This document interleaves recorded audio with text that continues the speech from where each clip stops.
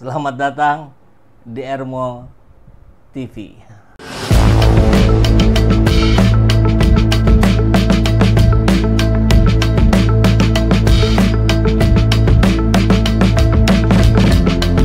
Bersama saya, Saiful Zaman, kebaikan yang terorganisir akan selalu mengalahkan kejahatan.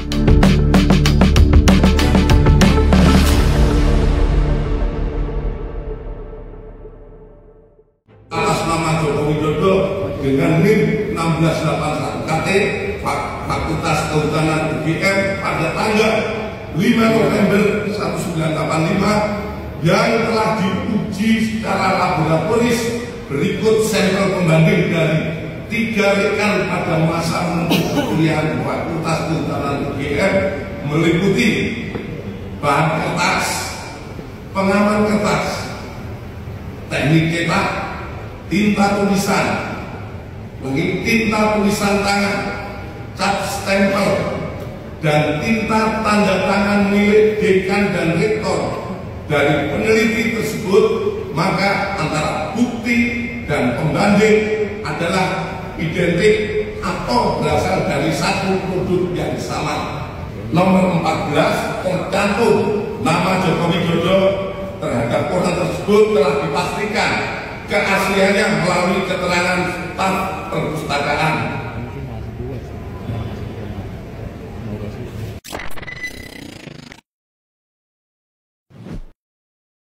Kalau sekarang kita coba simak juga respon dari kawan-kawan yang lain, dari Pak Rizal Fadilah, ya, kemudian dari Ahmad Hozinuddin. Ini saya bacakan di WA karena tampaknya sampai jam ini belum muncul di di berita yang biasa memuat info-info ini, ya. Jadi ini tanggapan atas Bareskrim M. Rizal Fadilah, Wakil Ketua TPUA. 1. Perlu pendalaman dan pengkajian atas hasil uji forensik Bareskrim Mabes Polri sehingga dapat diajukan keberatan-keberatan. Ini tentu barangkali yang dimaksud adalah TPUA akan melakukan pendalaman, ya, TPUA-nya akan melakukan pendalaman dan mengkaji hasil uji forensik ini. 2. Gelar perkara yang untuk sampai penghentian penyelidikan hanya bersifat internal, semestinya melibatkan banyak pihak termasuk pengadu atau dumas dan ahli. Layak hadir ahli diajukan TPUA seperti Dr. Roy Suryo, Dr. Rismond, dan yang lainnya. Jadi ada uji banding lah gitu, ya, tidak satu pihak saja. Barangkali itu yang dimaksud oleh Pak Rizal Fadilah. 3. Transparansi hasil uji kertas lembar pengesahan maupun isi skripsi, termasuk tanda tangan dan nama pembimbing utama Profesor Ahmad Sumitro. Uji tinta mesti terurai secara saintifik, demikian juga dengan uraian uji teknologi. Jadi dengan alat yang hari ini begitu canggih dimiliki, mungkin tinta yang ada yang menempel di ijazah yang diklaim asli oleh Jokowi itu bisa dicek. Ini keluaran tahun berapa tintanya gitu, ya. Ketika nempel di kertas ini tahun berapa? Tahun 85 kah atau tahun 92 gitu kan. Ya, itu mungkin yang dimaksud. 4. Teman kuliah pembanding siapa saja serta jaminan keaslian ijazah pembanding untuk konklusi identik. Bagaimana penjelasan dengan foto ijazah Jokowi dan stempel yang tidak utuh. Nah, sudah ada pembanding dari kawan-kawannya yang kemarin kita bahas. Ternyata sebagian dari kawan-kawannya itu, atau mungkin juga mayoritas, itu sudah mendapatkan jabatan-jabatan empuk gitu di eranya Jokowi. Ada komisaris pupuk Indonesia, ada PTPN, ada macam-macam. Maka tentu ini juga menjadi pertimbangan bagi untuk memenuhi rasa keadilan rakyat. Yang kelima, jika sudah dinyatakan asli, sesungguhnya Bareskrim layak untuk mempublikasikan ijazah asli tersebut dan terbuka untuk diuji apapun di dalam dan di luar negeri. Demikian juga dengan Jokowi, serta secara percaya diri memperlihatkan ke depan publik. Sudah tidak lagi berdalih hanya perintah pengadilan lagi. Ijazah jangan nongol lalu sembunyi lagi. Ya, wajar tidak dimunculkan, kan sudah dibawa pulang sama Pak Jokowi. Harusnya Pak Jokowi ketika konferensi pers di Bareskrim itu hadir. Nah, itu kayaknya bisa mempercepat penyelesaian. Kalau begini kan sudah mah isu trust gitu yang beredar di masyarakat hari ini merasa tidak percaya terhadap lembaga institusi kepolisian. Nah, ditambah ini jadi ya sudah tidak percaya saja. Nah, ini kan situasi yang tidak bagus bagi institusi kepolisian. Ya, mudah-mudahan institusi kepolisian bisa segera mengembalikan kepercayaan publik. Caranya dengan apa? Ya tadi misalkan dengan mendetailkan, ya, merinci ini jenis tinta apa, digunakan di tahun berapa, dan seterusnya. 6. Mengingat tidak ada unsur pidana, maka perdata yang sedang berjalan mesti diikuti dan ditunggu hasilnya. Perbuatan melawan hukum, pengumuman Bareskrim untuk menetapkan asli belum final, dan putusan pengadilan yang berwenang. Jadi yang mengatakan final itu menurut Pak Rizal Fadilah, Wakil Ketua TPUA, adalah putusan pengadilan. Ya, jadi pengadilan masih bisa terus berproses, misalkan di Pengadilan Sleman, ya, Pak M. Taufik yang sedang menggugat juga keabsahan ijazah SMA Jokowi. 7. Pihak pengadu dan pihak lainnya hendaknya diberi akses langsung untuk mendapat informasi proses detail dari hasil uji forensik Bareskrim Mabes Polri. Jadi barangkali tidak hanya mengandalkan dari konferensi pers semata yang sudah dilakukan, karena mereka juga pengen lihat langsung betul tidak sih gitu kan. Kalau disebut bahan ini tuh apa sih datanya? Nah, yang menarik adalah yang dari Ahmad Hozinuddin juga ini. Izin minum dulu ya. Judulnya Kasihan Jokowi. Kasihan Bareskrim.